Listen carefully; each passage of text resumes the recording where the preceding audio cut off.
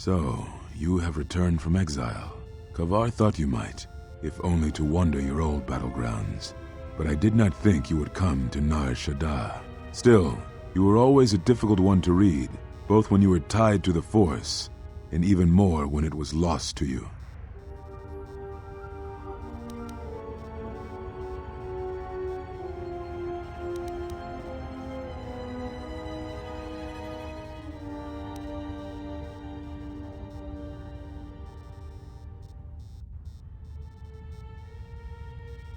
I do not know. It was a sense he had, and he had served in war as you had. Perhaps he thought he understood you, or maybe he simply hoped he did. He felt you were the key to understanding the threat we face. The others were not so certain, but so many of them are gone now, as you no doubt know.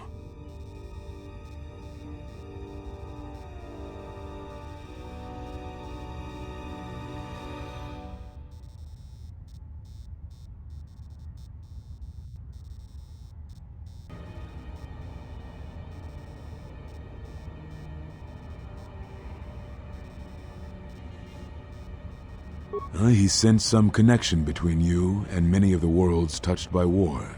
He thought by traveling to such places, he could achieve understanding.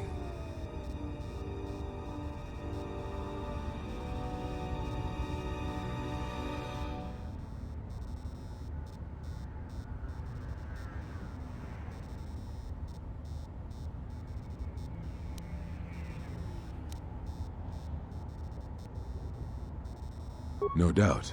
I think the answers will provide us both with some measure of peace. I have kept secrets for far too long.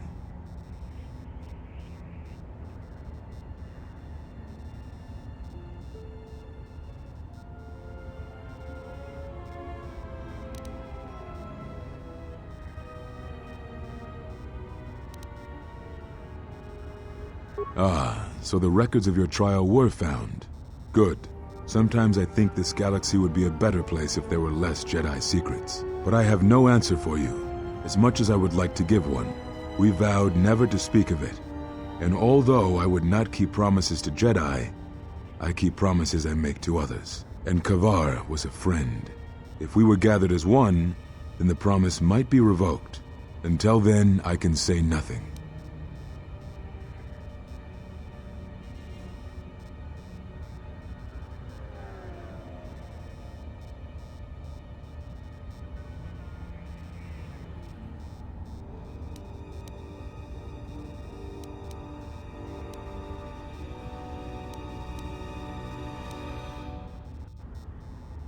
What I can tell you, I will.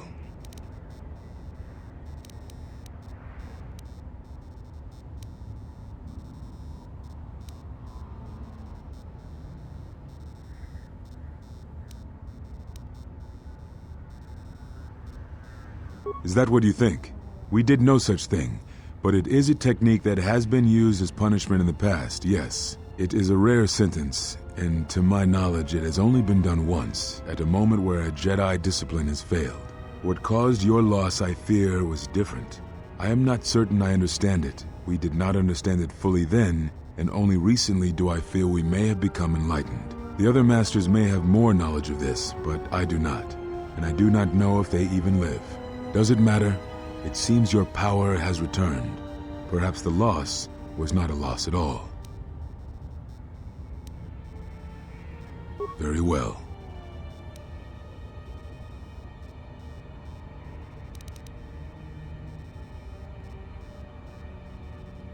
We told you it was because you followed Revan to war, but you ask because you are not certain of that answer, nor were we. The day we cast you out, that is the moment I decided to leave the Order, because I do not believe we truly faced the reasons you were exiled, and if we do not examine such truths, then we are already lost. I think it was because we were afraid. It is a difficult thing to live one's life with the Force.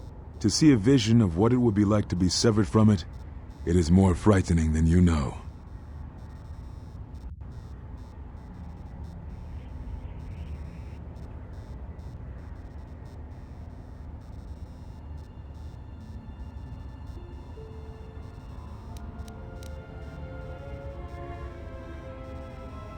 Very well.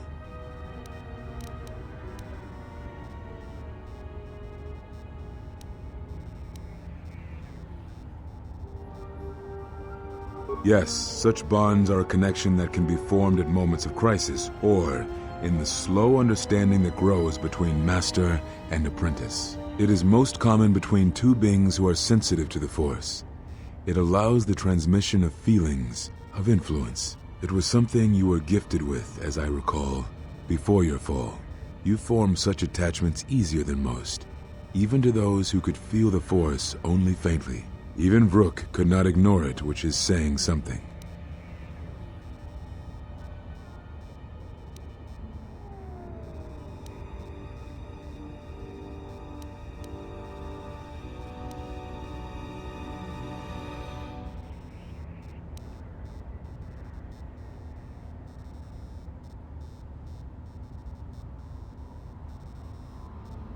That is most unusual and unnatural. I have never heard of a bond of such strength. There were a few within the Order who knew more than I did of such bonds, but their students were few, lost in the Mandalorian Wars. It was rumored that Revan studied such bonding deeply, both through the Jedi histories and with certain teachers, before he left the Order and went to war.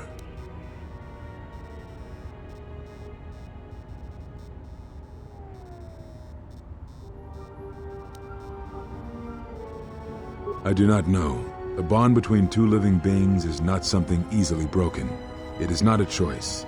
It is like breaking a feeling, like turning away from the Force. To break a bond, your feelings would have to change, or one of you would have to die. But even then, the bond wouldn't go away. It would simply be empty, a wound.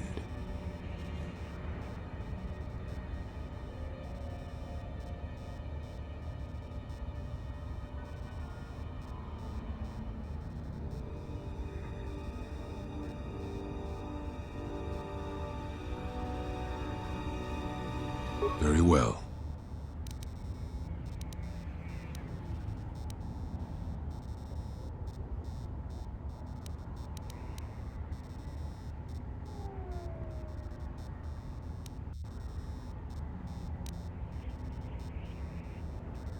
They have scattered, but there is purpose in their movements.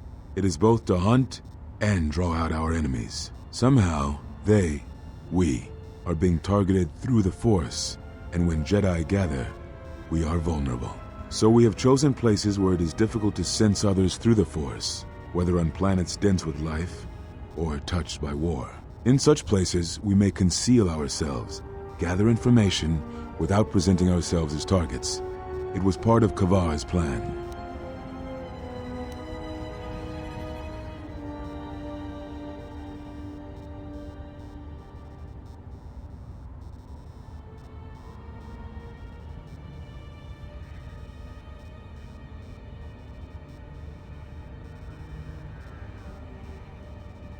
Yes, he felt if our enemy cannot detect us, then perhaps they would believe themselves victorious and show themselves. And we knew that the war would be lost if we continued to act as we had. I do not know where they wander now. There are few of us, though. Too few, and I have not heard from them in some time. Atris, but I had thought she had gone to KotOR with the others. Yes, she holds the last of the Jedi teachings. It is good she survived. Very well. They have scattered, but there is purpose in their movements. It is both to hunt, somehow, so we have in such place. Very well.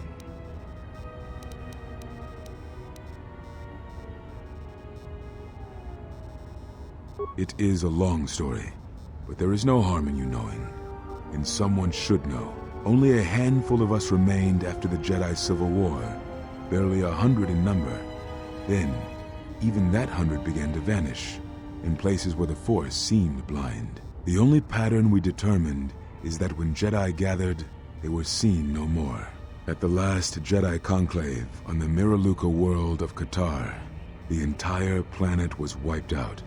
An entire race. destroyed, because the Jedi chose to gather there. It was only then that we realized we were facing something far more powerful than we knew how to fight.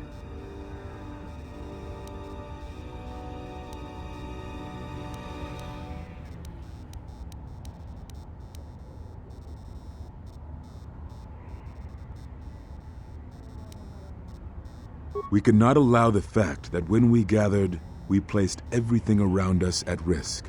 A Jedi's life is sacrifice, but we cannot allow our presence or actions to endanger others. And we cannot fight an enemy that will not reveal itself. But any Jedi, anyone who was strong in the Force, who attempted to track down such a threat, vanished without a trace.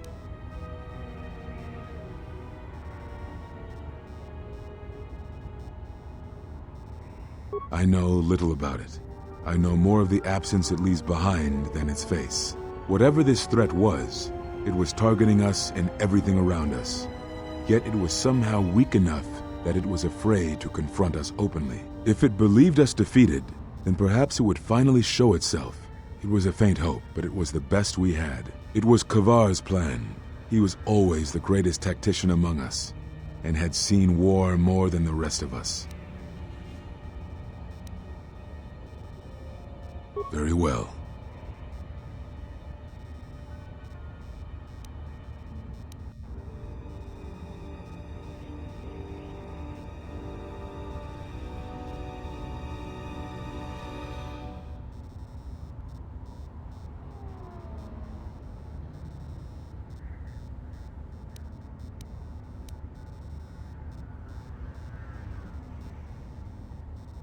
I had thought perhaps that here upon the smuggler's moon, I might find some evidence of the threat we faced. The bounties on Jedi and their disappearance. I did not believe the two were connected, but there was a chance. And the strong currents of life here on Nar Shaddaa make perceiving a Force user difficult. I could use it to cloak my movements and watch without being discovered.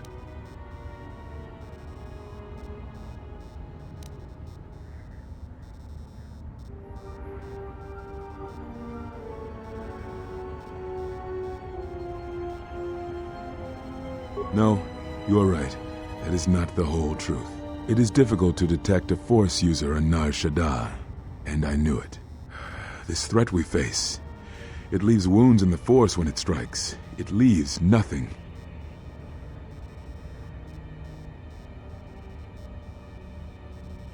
To live life without the Force, to vanish and die and leave only an echo, it was terrifying. To be connected to all life around you, then to have it stripped, I can only imagine what it must have been like for you. But even that imagining cannot compare with the truth. But there is more than that. On Nar Shaddaa, one cannot escape what was left from the Jedi Civil War.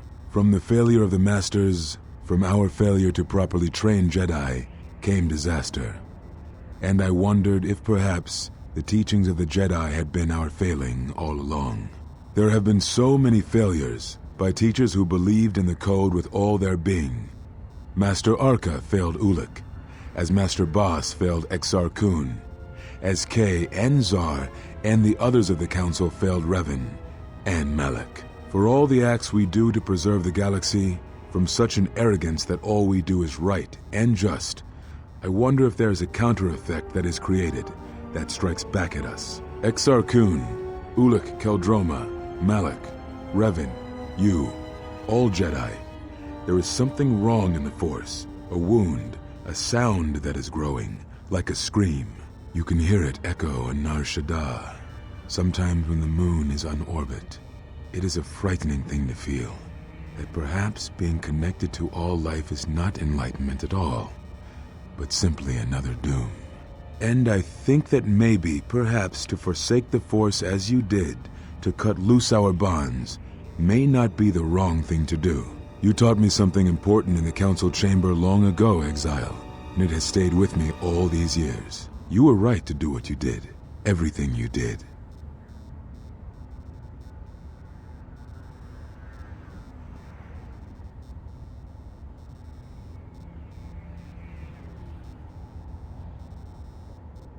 Very well.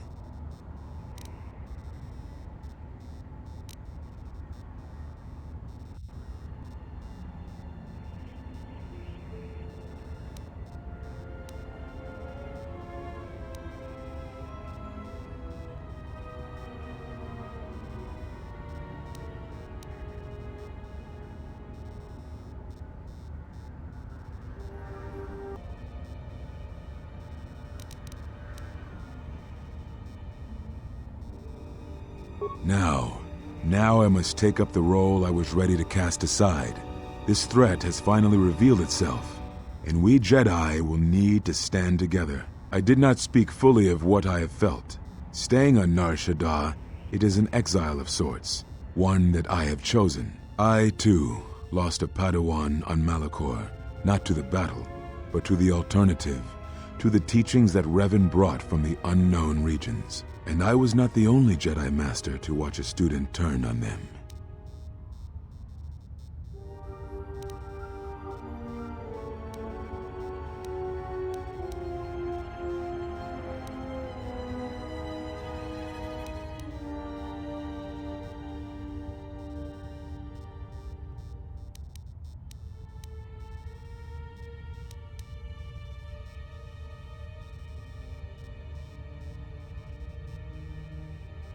No, they were not to blame, but many of the Order did so. It was a difficult time, a time of strong emotion. Perhaps the Council, perhaps the Order itself had grown arrogant in their teachings. It is easy to cast blame, but it is perhaps time the Order accepted responsibility for their teachings and their arrogance and come to recognize that perhaps we are flawed. Not once did I hear one of the Council claim responsibility for Revan, for Exar Kun, for Ulic, for Malak, or for you. Yet, you were the only one who came back from the wars to face our judgment. And rather than attempting to understand why you did what you did, we punished you instead. Our one chance to see where we had gone wrong, and we cast it aside. And now, that decision has come back to us and may carry with it our destruction. Perhaps there is something wrong in us and our teachings, and though I tried, I could not cause that thought to leave me, so I left the Council. And I was not the only one. That is why many scattered, and why many in the Republic do not trust us, and why we do not trust ourselves. Make no mistake, I am no Jedi. This is the end, you see. After this, there will be nothing, and I think it will be for the best. Do you wish to do battle now? I have nothing more to say.